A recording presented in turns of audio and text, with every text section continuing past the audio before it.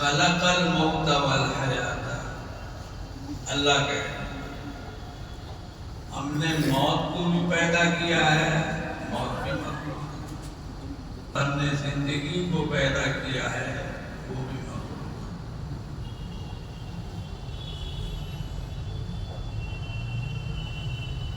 ہر زندگی ختم ہو جانے والی ہے، اور موت جو زندگیوں کو ختم کرنے والی، لے جانے والی ہے، جب وہ مخلوق ہے تو وہ بھی ختم ہو جانے والی ہے۔ اللہ نے ساری کائنات کے لیے ایک خاتمہ رکھا ہے، ایک اختتام رکھا ہے۔ الگ الگ شکلیں ہو سکتی ہیں، موت کو بھی موت آئے گا، حدیث ہے، کچھ اور نہ سمجھ۔ جب سارے فیصلے ہو جائیں گے آخرت میں، جنت اور جہنم میں، تو نبی پاک صلی اللہ علیہ وسلم نے فرمایا کہ جب سارے جنتی جنت میں چلے جائیں گے، سارے جہنمی جن کو ہمیشہ کے لیے جہنم میں رہنا ہے، کیونکہ جہنم میں کچھ ایسے لوگ جائیں گے جو نکالے جائیں گے، وقتی طور پہ جائیں گے۔ جیسے دنیا میں مجرموں کو کچھ وقت کے لیے قید اور بند کی، مار پیٹ کی سزا دی جاتی ہے، پھر چھوٹ دی جاتی ہے، ایسے ہی کچھ لوگ اہل توحید ہونے کے باوجود اپنی بدعملیوں کی بنا پر، جن کی کوئی تلافی اور معافی نہیں ہو پائے گی، وہ جہنم میں جائیں گے، اور پھر وہ نکالے جائیں۔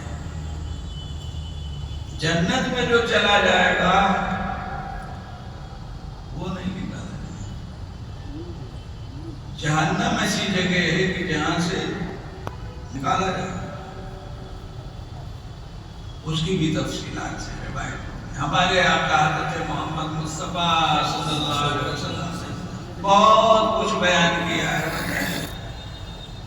کیسے کیسے نکالے جائیں گے اور کیا لطیفے پیش آئیں گے، یہ بھی ہے۔ ایک روایت میں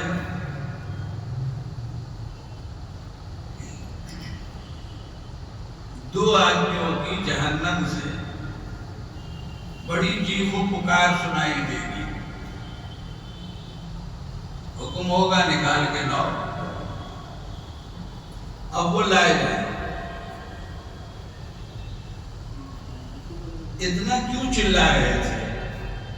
سینکڑوں ہزاروں لاکھوں پڑے ہیں، ان کے بیچ میں یہ تمہارا شور، تو وہ کہیں گے کہ اسی لیے تو چلا رہے تھے کہ آپ نکالیں۔ اچھا تو جاؤ، پھر جاؤ۔ تو ان میں سے ایک جہنم کی طرف لپکے گا، دوسرا کھڑا رہے گا۔ جو کھڑا رہے گا اس سے اللہ تعالیٰ فرمائیں گے کہ تم کیوں کھڑے ہو؟ وہ تو گیا حکم کی وجہ آوری میں۔ ان کا پروردگار جب آپ نے نکالا تو میں نے یہ سمجھا کہ اب نکل رہا ہوں، یہاں واپسی نہیں ہوگی۔ اچھا پھر جاؤ، اور اس کو راستے سے بلا لیا جائے گا،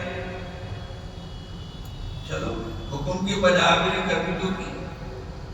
بہت سی یعنی کئی روایتیں، ایک رسالہ بن سکتا ہے اگر کوئی لکھے کہ جہنم میں جانے کے بعد کون لوگ نکالے جائیں گے، کیسے نکالے جائیں گے، کہا پہلا۔ تو جب سب ختم ہو جائے گا، سب پہنچ گئے اپنے آخری ٹھکانے پر، جو جہنم میں جو ہے اب ہمیشہ کے لیے، جو جنت میں آ گیا، تو اللہ تعالیٰ موت کو ایک میڑے کی شکل میں جنت اور جہنم کے بیچ کی جو حد ہوگی وہاں پہ لا کر دکھا کر پکار کر ذبح کریں گے اور اعلان ہو جائے گا سن لو اب کسی کو موت نہیں آئے گی، اس لیے کہ موت کو بھی موت ہو گئی۔ اللہ کا نظام ہے اور اس کے ساتھ ظاہر ہے جب یہ ہوگا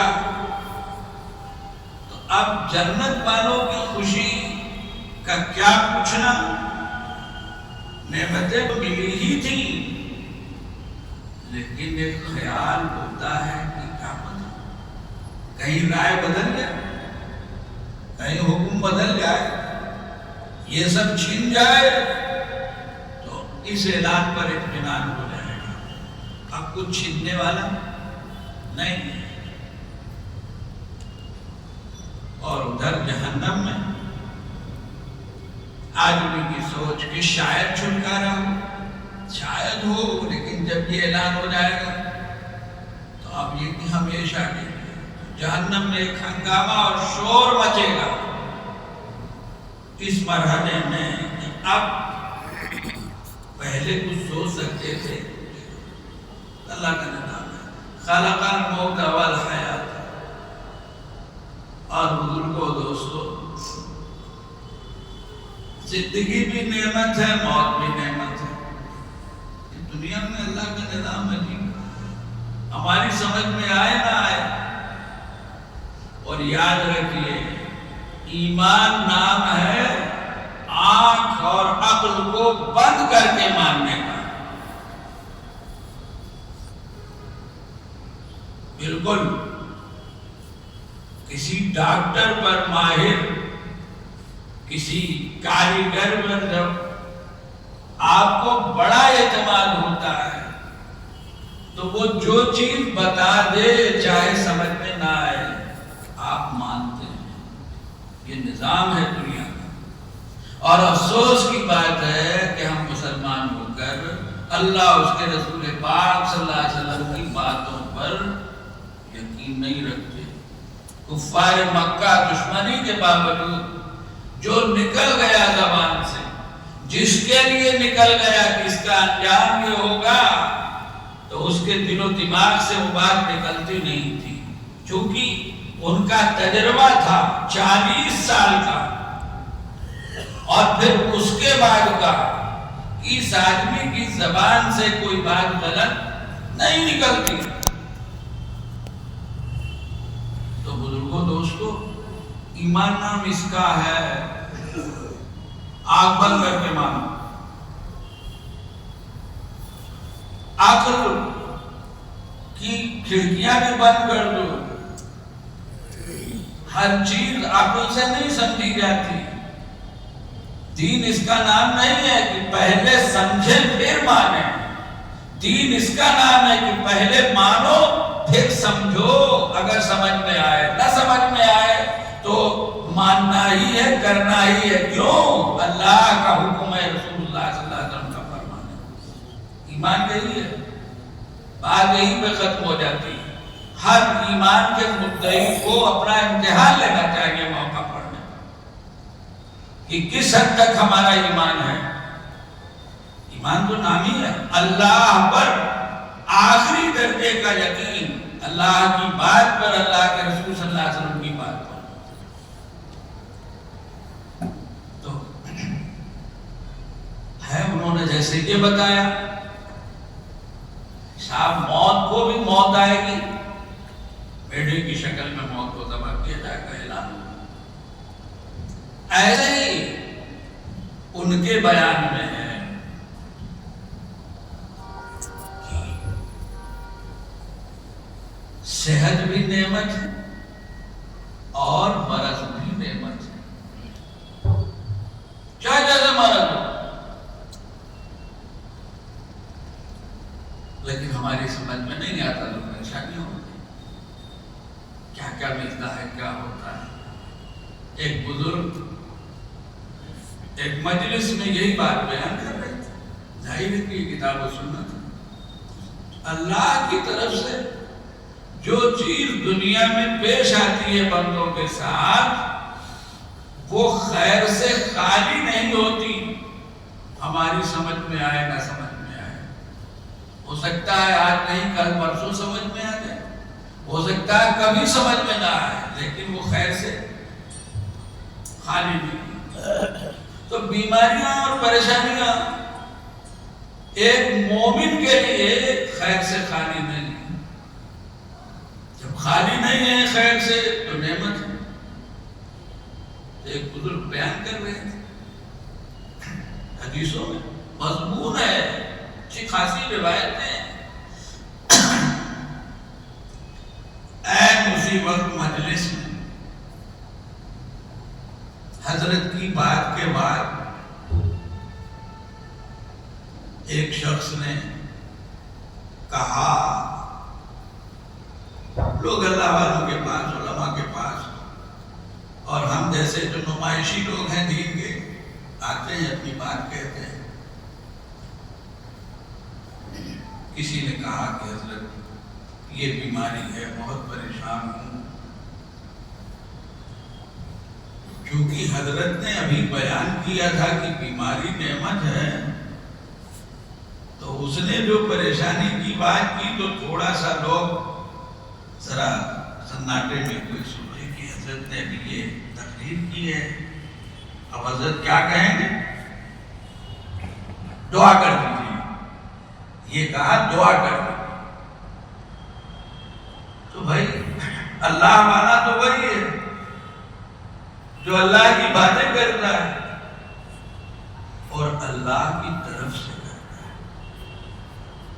اللہ والا ہے جو اللہ کی طرف سے کرتا ہے۔ اللہ اس کی زبان سے بر وقت کہلاتے ہیں، دل میں بر وقت ڈالتے ہیں۔ انہوں نے ہاتھ اٹھا کر دعا کی، پروردگار صحت بھی تیری نعمت ہے، مرض و بیماری بھی تیری نعمت ہے، لیکن ہم کمزور ہیں، آپ کی ہر نعمت کا ہم سے تحمل نہیں ہوتا، میری بیماری کی نعمت کو صحت کی نعمت سے بدل دیجیے۔ کیا بزرگوں دوستو، یہ ایمان ہے، یہ ولایت ہے۔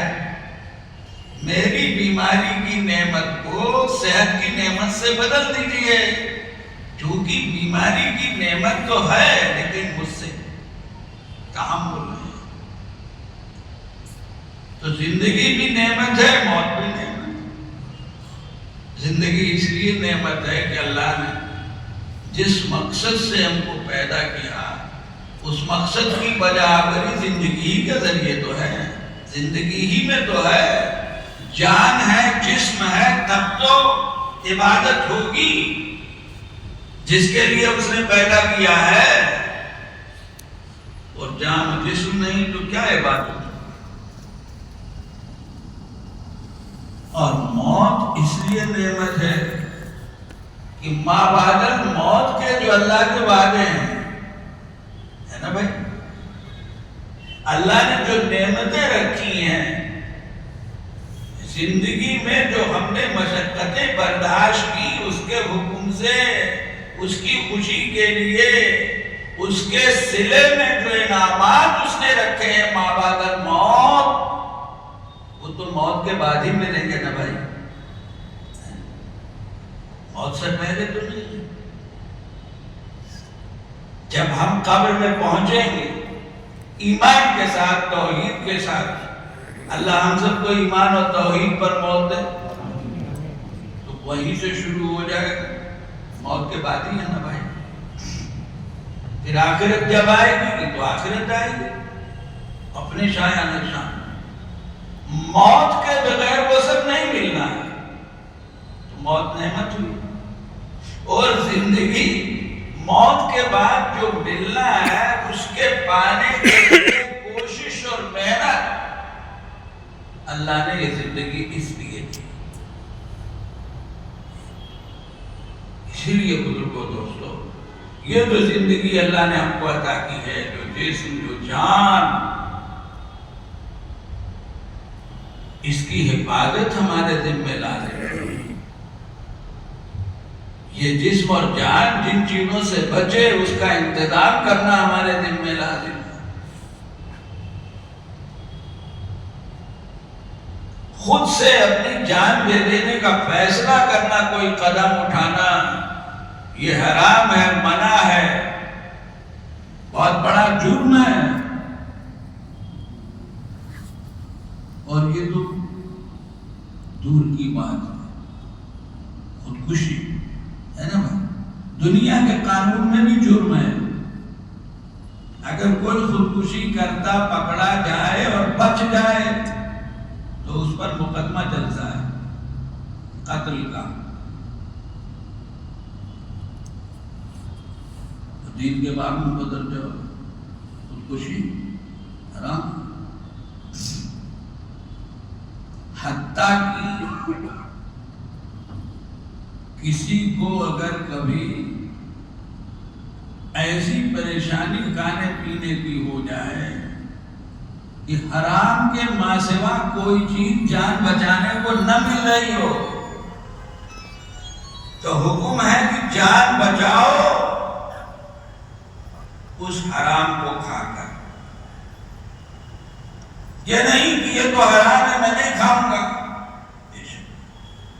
حرام ہے جب دوسری چیز موجود ہو، اور جب حلال موجود ہی نہیں ہے، سرے سے کہیں نہیں ہے، دور تک نہیں ہے، جو چیز ہے وہ حرام ہے، تو اب اسی کو کھا کے جان بچاؤ۔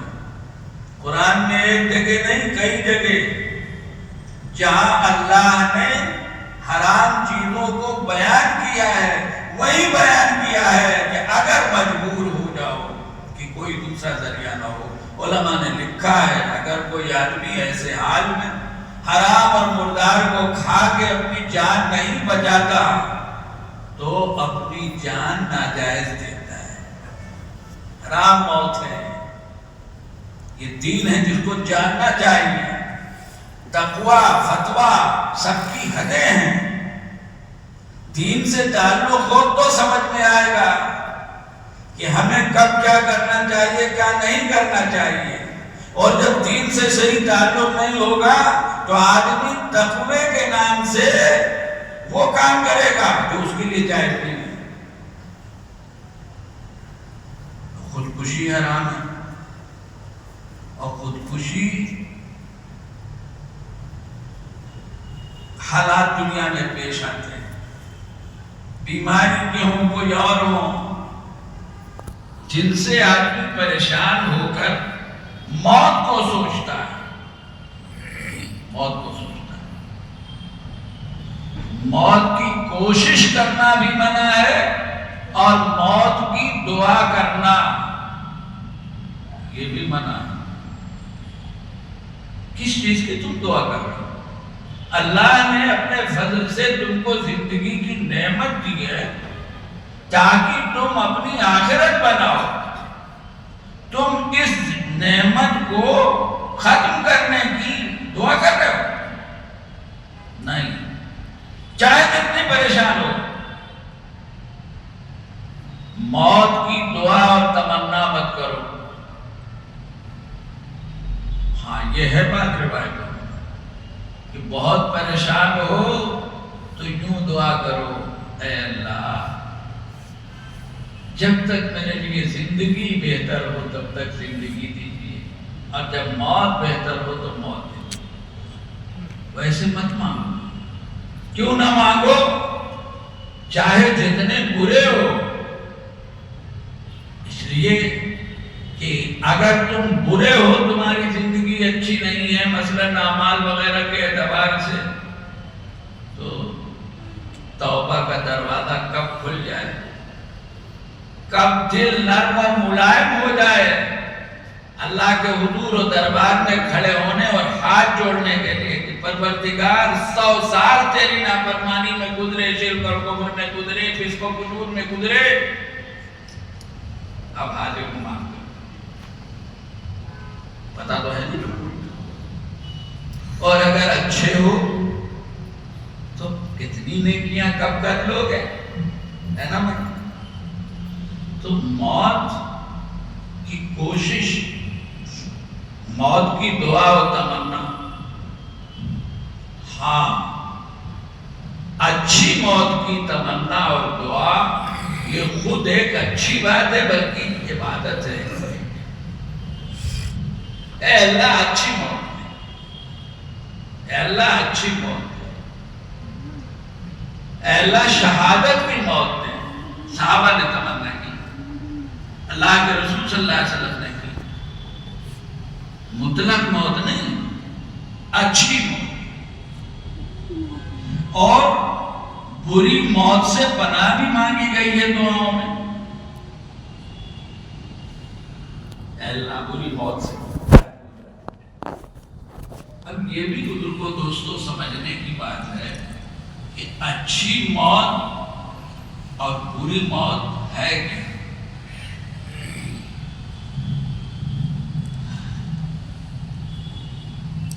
کیا اچانک کسی اچھے حال میں موت کا آ جانا مثلا،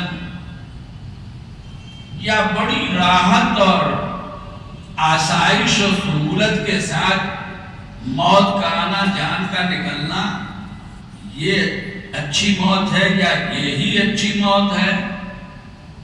اور اگر تکلیف کے ساتھ ایڑیاں رگڑ کر، وہ کیا لفظ بولتے ہیں، گھرج گھرج کر موت آ رہی ہے، تو یہ بری موت ہے؟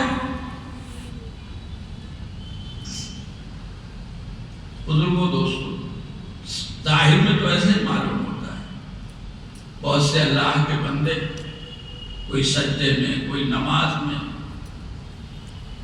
قصہ لکھا ہے، بزرگوں کے حالات ہوتے ہیں. ایک شخص ایک دکان کے سامنے کھڑا دکاندار کو بڑے غور سے دیکھ رہا ہے.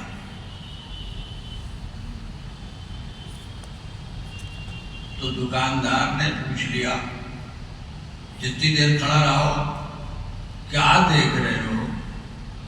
اور دکاندار تھا کچھ عطار کے قبیل کا، دوائیں بیچنے والا. 10 بوتلیں سامنے سجی ہوئی ہیں. کیا دیکھ رہے ہو؟ کہا میں یہ دیکھ رہا ہوں کہ تمہاری جان کیسے نکلے. دکان میں اتنی بوتلیں سجی ہیں، کبھی اس میں ہاتھ ڈال دو، کبھی اس میں، کبھی اس میں، تو تمہاری جان تو انہی بوتلوں میں پھنس جائے گی.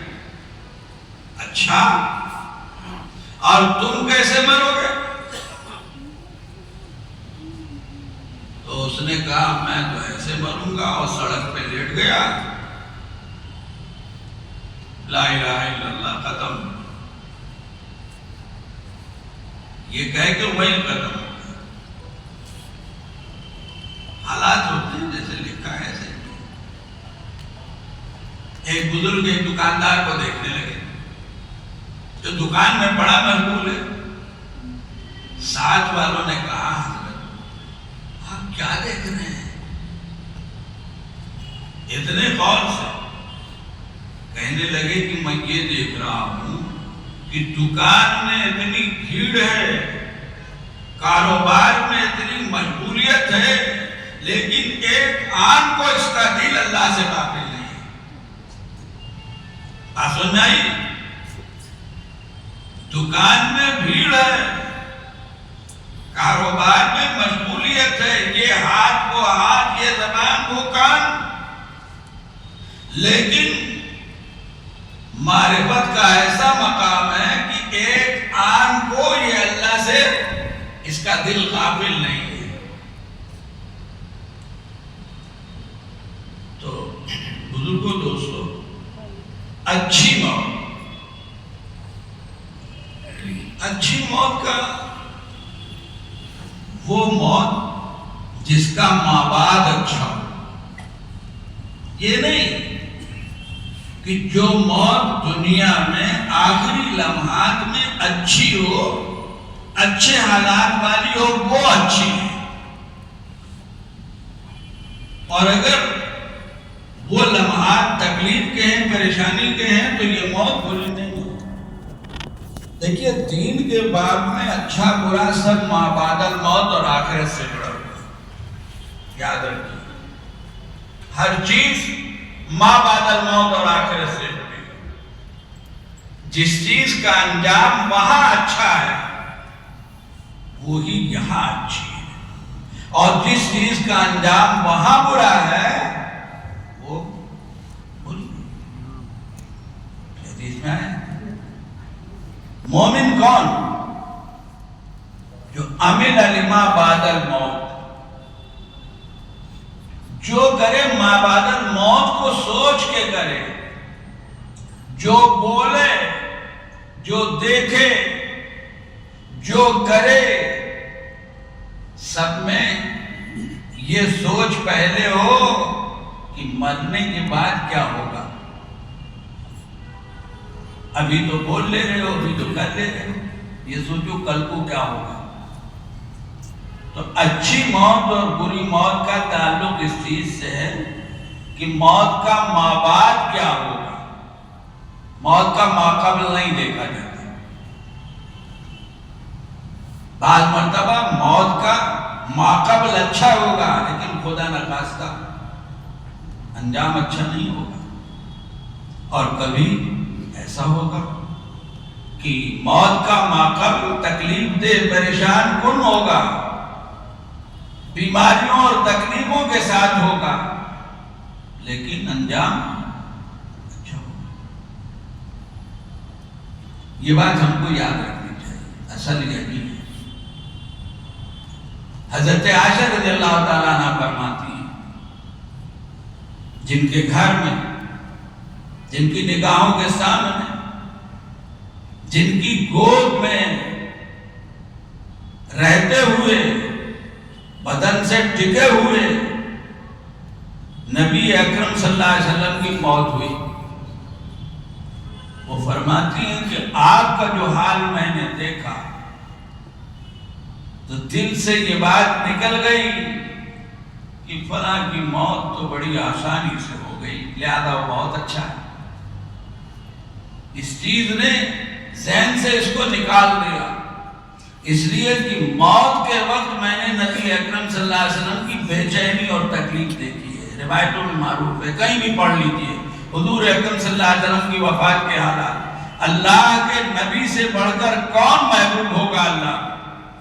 اگر یہ چیز کمال کی ہوتی تو اللہ کے نبی صلی اللہ علیہ وسلم کو کچھ بھی احساس نہ ہوتا اور کسی کو پتہ نہ چلتا، لیکن وہاں روایتوں میں کیا ہے؟ روایتوں میں ہے کہ جہاں یہ ہے کپڑا چہرے پہ ڈال لیں اور پھر کھول لیں، پھر ڈال لیں پھر کھول لیں، وہاں یہ ہے کہ ایک برتن میں پانی رکھا ہوا ہے، بار بار ہاتھ ڈالتے ہیں، چہرے انور پر پھیرتے، پھر ہاتھ ڈالتے ہیں، چہرے انور پر پھیرتے، ایک بے چینی، ایک الجھن ہے، یہی نہیں، اس کے ساتھ الفاظ ہیں روایتوں میں، ان للموت سکرات، ان للموت سکرات۔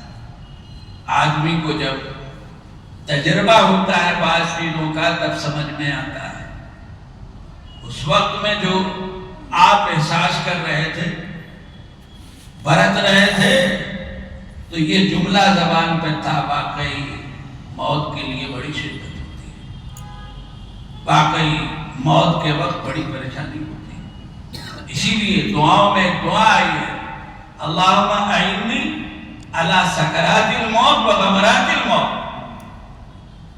پریشانی کا حال ایک آزمائش کا حال ہوتا ہے، بعض مرتبہ دنیا سے جاتے جاتے ایسی صورت میں، ایسے حال میں آدمی ایمان کھو بیٹھتا ہے، ایسا ہو سکتا ہے۔ اس لیے دعا میں کیا ہے؟ اللہم اعنی علی سکرات الموت و غمرات الموت۔ اے اللہ، موت کے وقت جو شدت اور پریشانی ہوتی ہے اس میں میری مدد کیجیے، یہ جو کیفیت تھی جس کو حضرت عائشہ رضی اللہ تعالیٰ عنہ نے دیکھا تو فرماتی تھی کہ اب موت آسانی سے ہو گئی نہیں، ٹھیک ہے حسن زن رکھا جا سکتا ہے، لیکن یہ کوئی فیصلے کی چیز نہیں ہے، لیکن ما بعد الموت غیب ہے، ما بعد الموت اندھیرے میں ہے، ما بعد الموت کا فیصلہ اس کے پاس ہے۔ اسی لیے حدیث میں آیا ہے کہ نبی پاک صحابہ نے بعد مرتبہ حالات ہی کو دیکھ کر برموقع کسی کے لیے کہہ دیا شہید، پر میں کیسے کہہ رہے ہو، یہ مت کہا کرو، یہ کیسے کہہ رہے ہو، فیصلہ موت اچھی ہوئی ہے، واقعی یہ مرنے والا جنگ کے ماحول میں صحیح شہید ہے، تو یہ تو اللہ جانتا ہے نا، تم نے اس کو کیسے کہہ دیا؟ اور بعض مرتبہ یہ ہوا کہ کسی کے لیے اس طرح کی بات کہی گئی، آپ نے ٹوکا، آپ لوگوں کو خیال ہوا، اس کے بعد پتہ چلا کہ واقعی آدمی تو گڑبڑ تھا، پدائی دشمن کے تیر سے مرا ہے، لیکن حالات کچھ اور تھے۔ یہ سب روایتوں میں تو اچھی موت جس کا ما بعد الموت اچھا ہو، بعد کا انجام، بعد کے حالات اچھے، پناہ اس موت سے ہے کہ جس کا انجام خدا نخواستہ برا ہو، اور تمنا اور طلب اس موت کی ہے جس کا انجام اچھا ہو۔ زندگی بھی وہی ہونی چاہیے۔ اللہ تعالیٰ نے دنیا میں جو نظام رکھا ہے آزمائشوں کا، بیماریوں کا، اور زیادہ تر آدمی ان سے گزر کر موت کے مرحلے تک پہنچتا ہے۔ عام طور سے طبعی موت زیادہ جو ہوتی ہے وہ اسی طرح ہوتی ہے عام طور سے، اچانک راہ چلتے حادثات کے واسطے سے موت کم ہوتی ہے۔ اسی لیے محدثین نے موت کے بیان میں بڑے اہتمام سے مرض اور مرض کے حال کی پریشانیاں اور مرض کے حال کی خوشخبریاں بیان کی ہیں، تسلی کا سامان کیا، یہ مت سمجھو اللہ کی طرف سے ایک نظام ہے۔ بعض روایتوں میں مضمون ہے اللہ تعالیٰ جب کسی بندے سے محبت کرتے ہیں یا کسی بندے کے لیے خیر کا ارادہ فرماتے ہیں تو اس پر مصیبتیں آتی ہیں، پریشانیاں آتی ہیں، آزمائشیں آتی ہیں، وہ صبر و تحمل سے کام لیتا ہے، وہ رضا بالقضاء سے کام لیتا ہے، وہ اللہ کے فیصلے پر جو کچھ اس کے لیے ہو رہا ہے اس کا اپنے حال کے مطابق استقبال کرتا ہے۔ اس لیے ایسا ہوتا ہے، اس لیے ایسا ہوتا ہے۔ روایتوں میں جو کچھ بیان کیا گیا مومن کے حق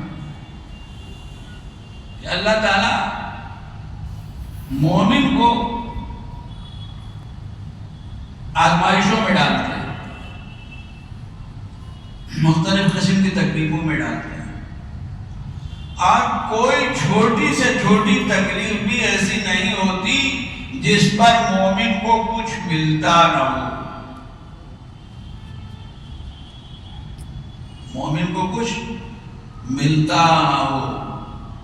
چونٹی کاٹے کانٹا چبھے، جی روایتوں میں موجود ہے یہ الفاظ، چونٹی کاٹے یا کانٹا چبھے، چھوٹا سا ہے نا، چھوٹا سا گلاب وغیرہ میں ہوتا ہے، اس میں بھی سی نکل جاتا ہے، ایسے آدمی ہاتھ کرتا ہے، حالانکہ کتنا بڑا کانٹا ہے، اس پر بھی ملتا ہے مومن کو.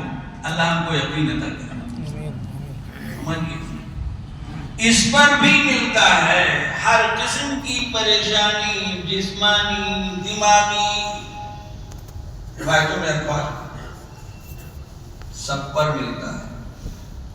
بیماری کے حال میں ملتا ہے, بیماری کے بعد کی کمزوریوں میں ملتا ہے, اور جو طرح طرح کی پریشانیاں دنیا کے نظام میں آتی اللہ نے رکھی ہیں اس پر بھی ملتا ہے. ہاں راضی رہو, صبر و تحمل سے کام لو, جد و فضا سے, شکوہ شکایت سے, اور وہ بھی گستاخانہ جملے جو بسا اوقات نکلتے ہیں دعوے ایمان کے ہیں, موت پر یا دوسری اس میں.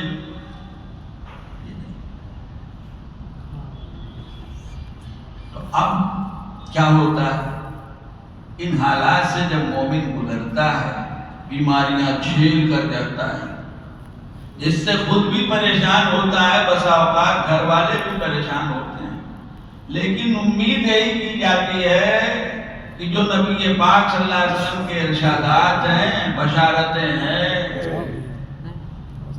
جانے والے کے لیے خیر ہی خیر ہے, رفع درجات ہے, رفع درجات ہے. ہاں جو لوگ سرکش ہیں, باغی ہیں, ان کو اللہ کی طرف سے بہت چھوٹ ملتی ہے. دیکھ لیجیے دنیا میں باغی جتنے اچھے حال میں ہیں, ہمیشہ یہی ہوا ہے, آج بھی ہے. صحابہ بسا اوقات حضور صلی اللہ علیہ وسلم سے کہہ بھی دیتے تھے, اس لیے کہ صحابہ کے تو انسان تھے, حالات دیکھتے تھے, پریشان ہوتے تھے, ان کی پکڑ کم, اور ماننے والوں کی پکڑ, ان کی گرفت, ان کی پریشانیاں زیادہ. اس لیے کہ ماننے والوں کے لیے اللہ نے راحتیں باہر رکھ دی ہیں, اور باغیوں کے لیے فرمایا ہے ایسے موقع پر کہ ان کے لیے اچھائیاں یہاں نقد کر دی ہیں. جو باغی ہیں ان کی پکڑ جلدی نہیں ہوتی, اور یہ بھی کچھ تجربہ کیا جاتا ہے. جو لوگ ایمان کے دعوے دار ہیں لیکن نماز روزے سے دور ہیں, وہ چلتے رہتے ہیں, اور جو نماز روزے میں لگے ہیں, قریب ہیں, ان پہ حالات آتے ہیں. جو بظاہر قریب ہیں ان پر حالات آتے ہیں, جو دور ہیں حالات نہیں آتے. وہی فلسفہ ہے. نافرمانوں کی پکڑ اللہ کی طرف سے اچانک ہوتی ہے, اس طرح ہوتی ہے کہ توبہ کا موقع نہیں ہے, اور فرما برداروں کو اللہ تعالیٰ موقع دیتے ہیں تڑپنے کا, سوچنے کا, گڑ گڑانے کا, مانگنے کا. حدیث میں آتا ہے کہ مومن کا حال تو ایسا ہی ہے کہ جیسے کھیت کی فصل ہے,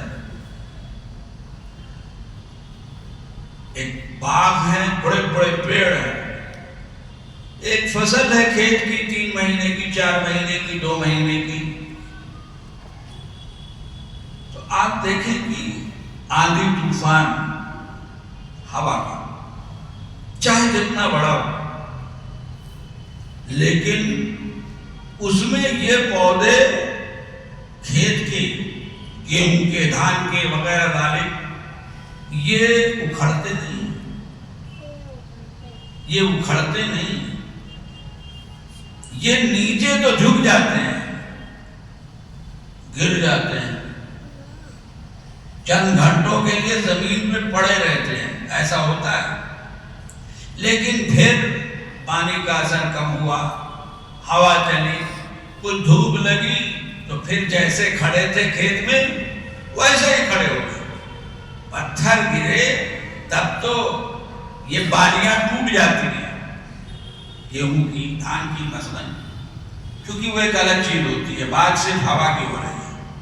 چاہے جتنی تیز ہوا چلے, کوئی گیہوں کا پودا، کوئی دھان کا پودا نہ ٹوٹے گا اور نہ زمین سے اکھڑے گا، جبکہ آندھی طوفان میں بعض مرتبہ 10 سال کے درخت 10 سال کے اور بڑے موٹے اور مضبوط وہ جڑ سے اکھڑ جاتے ہیں۔ ایک کمزور سا پودا یہ نہیں زمین سے نکلتا، اور وہ درخت جس کی جڑیں زمین میں کافی اندر تک پھیلی ہوئی ہیں، وہ درخت جڑ سے اکھڑ جاتا ہے۔ فرماتے ہیں نبی پاک صلی اللہ علیہ وسلم، اللہ نافرمانوں کی پکڑ ایسے ہی کرتے ہیں، ایک دم سے پکڑا جاتا ہے۔ اس لیے جو کچھ ہوتا ہے اس سے اتنا بد دل نہ ہو کہ اللہ پر ایمان ہی چھوڑ دو، اللہ پر اعتماد ہی چھوڑ دو، پھر ایمان سوچنا پڑے گا رہا کہ نہیں رہا۔ ارے جو ہو رہا اس کی طرف سے ہو رہا ہے، اور جو ہو رہا ہے اس میں خیر ہے، ہماری سمجھ میں آئے نہ آئے، پیسے خرچ ہو رہے ہیں، درد ہو رہا ہے بے شک، لیکن آگے کیا ہے اللہ ہی بہتر جانتے ہیں۔ سب کرنے کے ساتھ ہم کو اللہ پر ایمان رکھنا، یقین رکھنا ضروری ہے۔ روایتوں میں آتا ہے ایک مرتبہ حضور صلی اللہ علیہ وسلم یہی مرض کی فضیلت تو اس طرح کی چیزیں بیان فرما رہے تھے۔ ایک صاحب بیٹھے تھے، انہوں نے کہا کہ میں تو آج تک بیمار نہیں ہوا۔ بعض لوگ اس طرح کی بات کہتے ہیں، لوگ بخار کرتے ہیں، لوگ سر میں درد، کیا بلا وجہ کی بات ہے؟ ہم کو تو آج تک بخار نہیں آیا، سر میں درد نہیں ہوا۔ حضور اکرم صلی اللہ علیہ وسلم نے ان سے فرمایا یہاں سے اٹھو، فوراً اٹھو، تم کو چھوٹ ملی ہوئی ہے، کسی طرح کی بیماری پریشانی تم کو نہیں ہے، اس کا مطلب ہے کہ اللہ نے تم کو چھوٹ دے رکھی ہے، اور خدا نخواستہ تمہاری پکڑ اچانک ہوگی تو تمہارا ہمارے پاس بیٹھنا خطرے سے خالی نہیں ہے۔ اس لیے کہ اللہ کی پکڑ کا کوئی نظام طے نہیں ہے، کب پکڑ ہو جائے گی، کیسے ہو جائے، آپ نے پھر اٹھ جاؤ۔ اور جو مومن اللہ سے پانے کے حال میں ہوتا ہے، تو جب پانے کے حال میں ہے تو اللہ کا محبوب بھی ہے، پسندیدہ بھی ہے۔ تو روایتوں میں جہاں یہ آیا ہے کہ بیمار کی عادت کو جاؤ تو دعا کرو، ہے نا بھائی، دعا کرو، چاہے جیسا حال ہو بیمار کا، لیکن اچھی دعا کرو، اس کو اچھی امید دلاؤ، اس کو حوصلہ ملے۔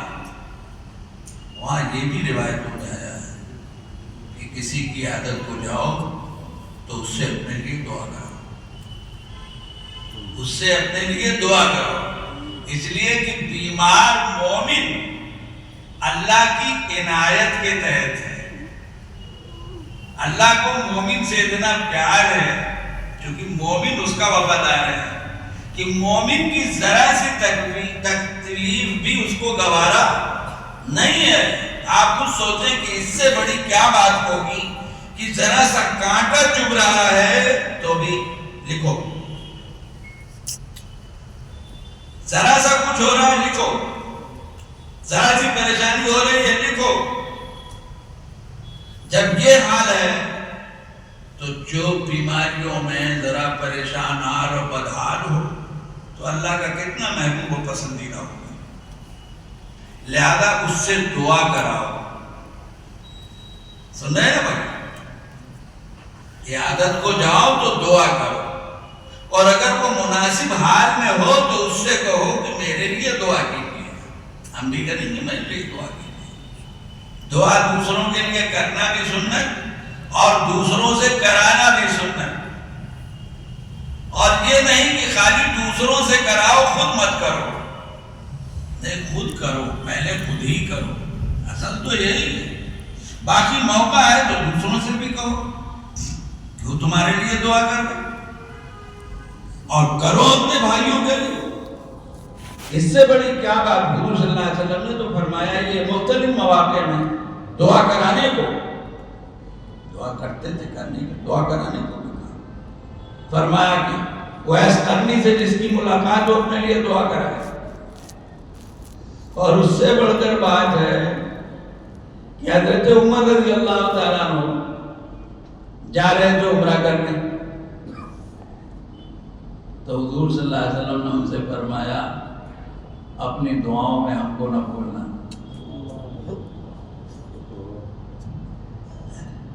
نبی کو کیا احتیاط ہے، لیکن بس وہی بات ہے، اللہ کا فضل کس کو نہیں چاہیے۔ لا تنسنا فی دعائک یا اخی، کچھ اس قسم کے الفاظ آئے ہیں۔ اخیہ یہ تصویر ہے، اس کے معنی ہے پیارے بھائی، چھوٹے بھائی بھی معنی ہے، بنیا اس معنی میں بھی ہے، پیارے بیٹے یہ عربی ہے، یا اخیہ پیارے بھائی، اچھے بھائی، اور شاید ہماری زبان میں اس کا ترجمہ اس سے اچھا نہ ہو بھیا۔ بڑا پیارا لفظ ہے، بڑا پیارا لفظ ہے، تو وہ بہنی ہم لوگوں کو عرف میں پورا پالوں میں بولا جاتا ہے۔ لا تنسنا فی دعائک یا اخیہ، پیارے بھائی اپنی دعا میں مجھ کو بھولنا نہیں۔